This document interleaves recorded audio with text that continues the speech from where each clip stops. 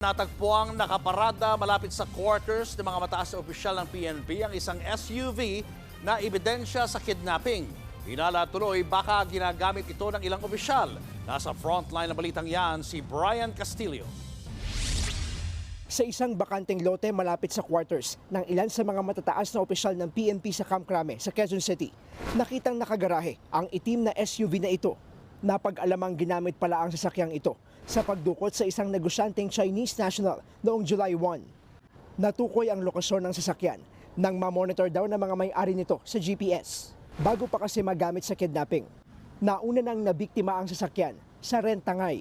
Kaya dumulog sa PNP ang mga may-ari ng SUV. We assisted them and proceeded to the area inside the officer's row where it is pointed. Meron tong vacant space na demolished previously na MOQ, so doon yung naging parking area ng mga third-level officers na nakatira doon.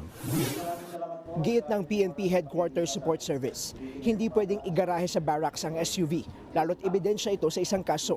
Dito na lumutang ang suspetsyang baka ginamit ng opisyal ng PNP ang sasakyang nakumpiska sa operasyon.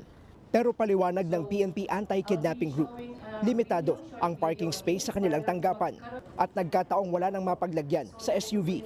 Then SOP, we follow it, pinark sa AKG parking area from July 14 na na-recover. And then, after that, dahil puno na po ang parking space ng AKG because of limited space, kailangan pong ilipot temporarily po. Hindi po intended or random lang na yun yung hindi na-accommodate sa space, parking space.